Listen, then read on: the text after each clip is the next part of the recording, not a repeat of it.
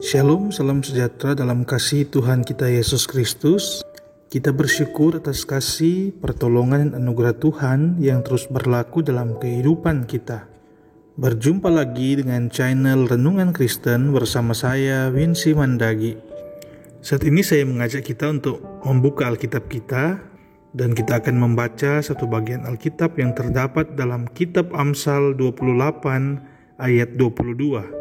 Orang yang kikir tergesa-gesa mengejar harta dan tidak mengetahui bahwa ia akan mengalami kekurangan. Judul renungan kita saat ini adalah Jangan Menjadi Orang Kikir. Saudaraku yang dikasihi Tuhan, kita harus membedakan apa itu hemat dan apa itu kikir. Hemat artinya berhati-hati dalam mengelola keuangan, cermat dan tidak boros. Tapi jika terlalu hemat, orang bisa menjadi kikir, tidak mau menggunakan uang atau hartanya untuk alasan apapun. Nah, saudaraku yang dikasihi Tuhan, kikir adalah sebuah dosa di hadapan Tuhan. Karena orang kikir adalah orang yang lebih mencintai uang dan harta dan menganggap itu adalah segala-galanya dalam hidupnya. Orang kikir pasti tidak ingin berbagi dengan sesamanya, memberi persembahan dengan paksaan bukan dengan ketulusan. Bahkan ia rela untuk mempersulit hidupnya, asalkan hartanya itu tidak terkurang. Saudaraku, hal ini tentunya bertentangan dengan ajaran firman Tuhan. Dalam Kisah Para Rasul 20 ayat 35b berkata, adalah lebih berbahagia memberi daripada menerima. Tuhan mengajarkan kita untuk selalu membagi berkat dengan orang lain, dan hal itu tidak akan membuat kita menjadi miskin, melainkan kita akan peroleh buah dari kebaikan kita, yaitu kita akan diberkati berlimpah-limpah oleh Tuhan.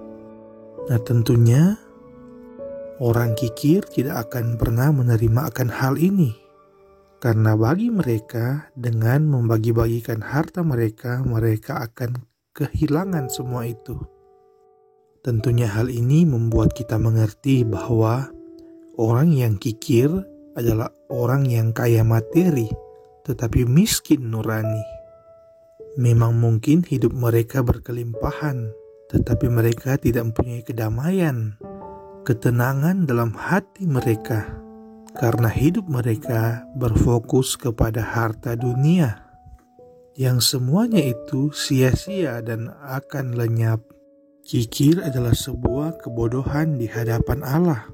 Lukas 12 ayat 20 berkata, tetapi firman Allah kepadanya, hai engkau orang bodoh, pada malam ini juga jiwamu akan diambil daripadamu, dan apa yang telah kau sediakan, untuk siapakah itu nanti?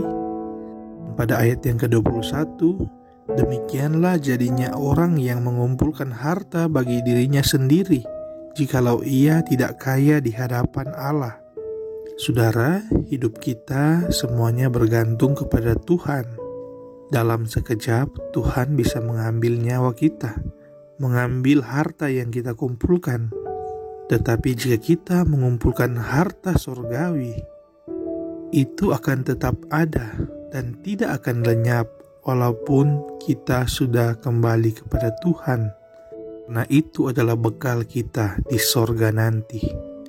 Oleh sebab itu, kita sebagai orang yang percaya kepada Tuhan Yesus, marilah kita menjalankan apa yang Tuhan Yesus perintahkan, yaitu kita menjadi pribadi yang suka memberi, suka berbagi. Karena jika kita suka memberi dan berbagi, maka Tuhan pun akan memberi berkat yang berlimpah dalam hidup kita. Kita harus menjadi saluran berkat, bukan tempat mengumpul berkat. Amsal 11 ayat 24 berkata, ada yang menyebar harta tetapi bertambah kaya. Ada yang menghemat secara luar biasa namun selalu berkekurangan. Saudaraku, tentunya ayat ini memberikan pengertian bagi kita bahwa memberi tidak akan membuat kita jatuh miskin, dan menghemat tidak akan membuat kita berkelimpahan, melainkan semuanya itu tergantung dari rasa syukur kita. Bagaimana kita selalu mengucap syukur atas segala berkat Tuhan, yaitu berbagi dengan sesama, mengasihi sesama. Itulah yang akan membuat kita berkelimpahan di dalam Tuhan. Janganlah menjadikan diri kita itu hamba uang, tapi jadikanlah diri kita itu hamba Tuhan. Karena siapa yang mencintai uang tidak akan puas dengan uang, dan siapa yang mencintai kekayaan tidak akan puas dengan penghasilannya.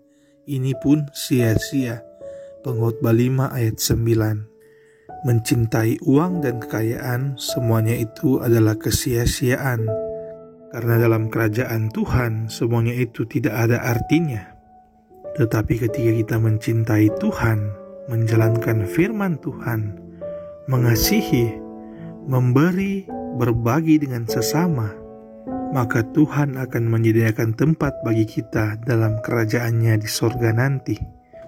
Kita masih mengingat kisah dari orang kaya dan Lazarus yang miskin dalam Lukas 16 ayat 19 sampai ayatnya yang ke-31, di mana Lazarus seorang pengemis yang ingin menghilangkan rasa laparnya dengan makanan yang jatuh dari meja orang kaya itu. Tetapi malahan anjing-anjing datang dan menjilat boroknya. Ayat 22 dan ayat 23 dalam Lukas 16 berkata, "Kemudian matilah orang miskin itu, lalu dibawa oleh malaikat-malaikat ke pangkuan Abraham. Orang kaya itu juga mati, lalu dikubur, dan sementara ia menderita sengsara di alam maut, ia memandang ke atas, dan dari jauh dilihatnya Abraham dan Lazarus duduk di pangkuannya." Saudaraku, ayat ini dengan jelas ingin mengatakan bagi kita bahwa orang kaya yang kikir tempatnya adalah di alam maut. Ia akan menderita sengsara. Tetapi jika kita takut akan Tuhan, menjalankan perintah Tuhan, walaupun kita miskin, Tuhan akan menyediakan tempat bagi kita dalam kerajaan sorga. Jadi saudaraku, pilihan tergantung pada kita. Apakah kita akan menjadi orang yang kikir atau orang yang murah hati? Apakah kita akan menjadi orang yang mencintai uang dan harta? Ataukah kita akan menjadi orang yang mengasihi Tuhan dan sesama? Dan marilah kita mengingat bahwa orang yang murah hati berbuat baik kepada dirinya sendiri. Amsal 11 ayat 7a. Karena jika kita bermurah hati, maka orang lain juga akan murah hati terhadap kita. Karena apa yang kita tabur, itulah yang akan kita tuai nanti. Jadi bagi kita yang mungkin saat ini masih menjadi orang yang kikir, marilah kita bertobat. Janganlah terjebak pada sifat egois kita yang ingin memperkaya diri sendiri. Karena apa gunanya kita kaya kalau semuanya itu sia-sia dan kita tidak akan diberikan tempat dalam kerajaan Allah. Melainkan marilah kita menjadi orang yang murah hati, suka memberi, suka berbagi. Karena kita tidak akan kekurangan, melainkan berkat Tuhan akan selalu mengalir dalam kehidupan kita. Orang yang suka memberi akan hidup dengan damai, hidup dengan penuh sukacita, penuh rasa syukur. Melainkan orang yang kikir akan hidup dalam ketakutan, kecemasan, cemas akan kehilangan hartanya. Dia takut jikalau dia akan jatuh miskin, dan dia akan takut mengalami kematian, karena baginya kematian adalah kerugian. Sedangkan orang yang beriman, orang yang murah hati, dia akan hidup dengan ketenangan. Dia tidak akan takut pada apapun kecuali takut pada Tuhan. Menganggap kematian adalah sebuah keuntungan. Akhirnya saudaraku, jadilah penghuni sorga walaupun hidup di dunia sederhana. Jangan menjadi orang yang mengumpulkan harta setinggi langit, karena harta yang dia kumpulkan itu akan menjadi tangga baginya menuju ke neraka. Amin. Marilah kita berdoa.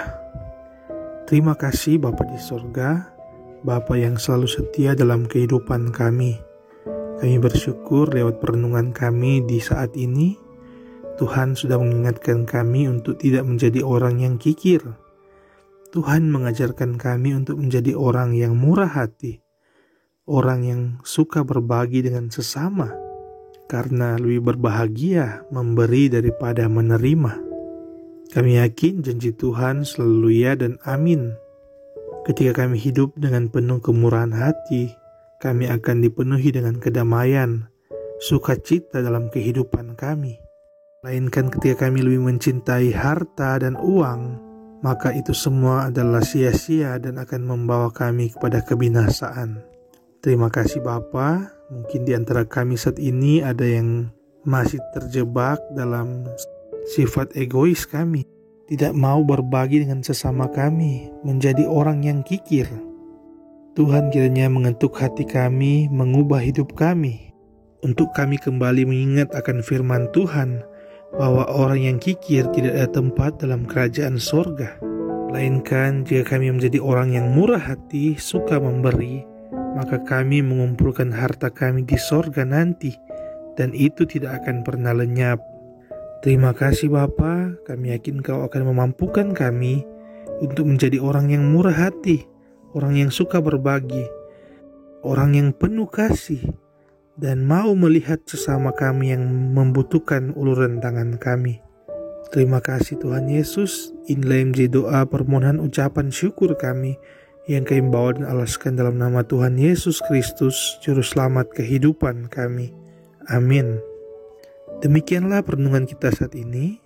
Jangan lupa tekan like, komen, dan subscribe. Dan marilah kita bagikan renungan ini agar dapat memberkati banyak orang. Tuhan Yesus memberkati kita sekalian. Shalom.